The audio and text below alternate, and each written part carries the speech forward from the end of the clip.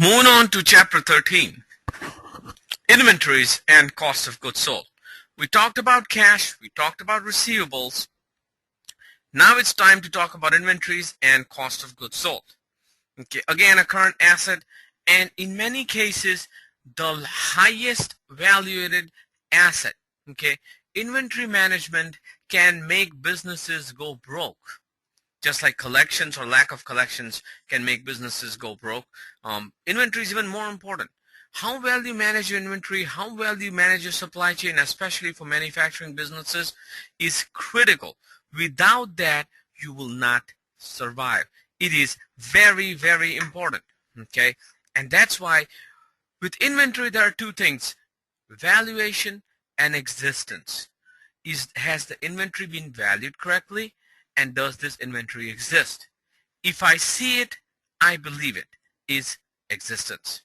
Okay, so you got to make sure that if inventory is the largest asset, I have to observe the counting of inventory at the end of the year to believe it. All right, inventories often represent the largest current asset of a company, and therefore audits of inventory carries special importance. Misstatements of inventory directly affect cost of goods sold and therefore net income. As a result, valuation of inventory carries importance because management fraud is often involved overstatement of inventories. Think about it. Debit inventory, credit cash, okay? Or you could go the other way around. Debit inventory, credit cost of goods sold. When you credit cost of goods sold, expense decreases, all of a sudden net income increases. Okay, so you may overstate inventories simply to reduce your cost of goods sold.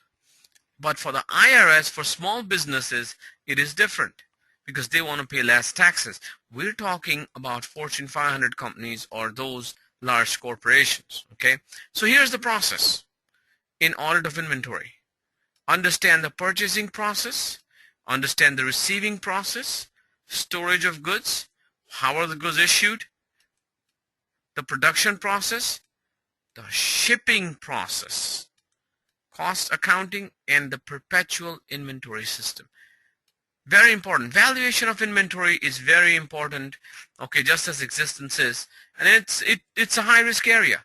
For businesses that survive on selling of manufactured goods, this is the most important asset, okay? And it requires controls. Proper PO should be issued that has detailed description and should be sent to the purchasing department. Who will issue the purchase requisition? The floor, okay, based on their needs. Send it to purchasing department. Proper approvals should be obtained. The most competitive bid should be accepted. Of course, for test of completeness, a serially numbered purchase order should be issued, and then they should be sent out to the accounting and receiving department. So those are the controls you require for purchasing. Controls for receiving. All goods received should be cleared through receiving. Receiving department should detect damage or defective merchandise. Okay? Receiving report must be prepared. Goods must be transferred promptly to the department in need. Very important to understand that goods are received correctly. Purchases are made properly. Goods are received correctly. Because think about it. Once you buy inventory, the cash is held up. Isn't that right? Until you sell it, the cash is held up. So how well you manage this process is critical for survival of any business. So there are going concern issues here. Before starting the audit of inventory, auditor is required to gain an understanding of inventory. Again, redundant, but very important. Okay? A risk assessment then is done. And then you need to review the copies of purchase requisitions, purchase orders in the textbook. So let's take a look at those. Okay? Now here's the purchase requisition.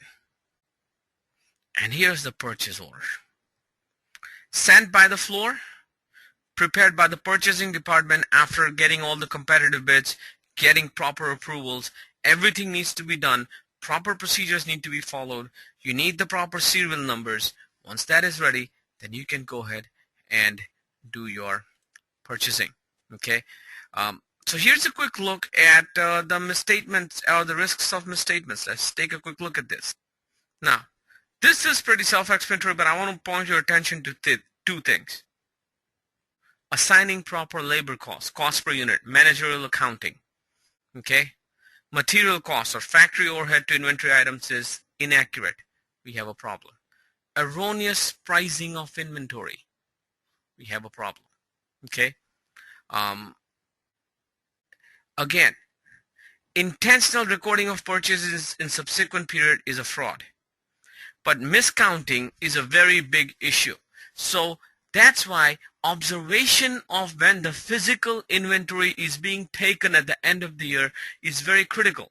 There are two times when you cannot give an unmodified opinion. If you have not seen the inventory being counted, you have to qualify it. Okay, if inventory is such a large asset. Because otherwise, how do you know? How do you know that as of that particular date, inventory was not of that particular value? These things are very important, okay? And counting of inventory, if incorrect, can have major implications. Far more. You know that store that used to be there, late 90s, mid to late 90s, it shut down. What they were doing is they used to make some phony journal entries. At the end of the year, increase inventory and reduce cost of goods sold so that they can be well, the budgeted numbers are met. And that is very important. That does not happen. Okay, your audit should be able to catch that, because if your cost per unit, how it is calculated and the calculations is important for valuation. Because which are the two most important issues over here? Valuation and existence. Okay. Once you have understood the process, the next step is substantive procedures. Let's take a quick look at this. Obtain listing of inventory and reconcile to ledgers. The actual inventory is what the ledger is showing. Okay. Evaluate the planning of physical inventory. There are some rules that need to be followed that we're going to talk about when you plan the actual taking of inventory. Observe with your own eyes. Review the journal entries for year-end, cutoffs of purchase and sales, okay, to see if everything is booked correctly. The pricing of inventories, do some testing on that for valuation, okay. Goods are purchased for this much, labor is applied, and then what is the procedure to apply the labor and apply those utilities at factory overhead and all that stuff to come up with the proper cost of unit that is being assigned on the financials. That will require some analytical procedures. Auditing inventory is not an easy job. Okay, what it requires is years and years of experience in the manufacturing side if it is a manufacturing business. It's a complicated process, and you need experienced auditors to do that. Okay, that's why auditors must obtain a copy of the completed inventory from the client. Any physical inventory count should include the following steps. Very important. A few multiple choice questions you're going to see. Let's review this. On a particular date, we're going to count the inventory. There will be no production on that particular date. We will identify and segregate defective or obsolete goods. We'll have proper controls over the process of counting. Okay, sales and purchase cutoffs will be fully looked at, and proper procedures will be followed. And if needed, we're going to get specialists. These things need to be followed during any physical inventory count, and you should be there to make sure they are following these procedures when the inventory is actually being counted. And many businesses actually do the first part of existence, they will do when watch it on December 31st or whenever, to make sure the inventory is, they are watching it. And then the valuation they may do later based on telling them that keep your backup and everything. We'll return next month to do the valuation part. But we need to observe the inventory. Very, very important. Okay. If I see it, I believe it. And here is the same procedures and the assertions over here. What are the assertions that are being applied? And you will see for valuation, segregate duties and purchases, use pre-numbered for cutoffs, establishing procedures for proper purchasing transactions, existence. So you should take a few minutes to read this to see which assertions apply, because again, you're going to see a few multiple choice questions on assertions. So as I said in this chapters, we need to understand the rules, but we need to do a lot of practice on multiple choice to actually get the concept.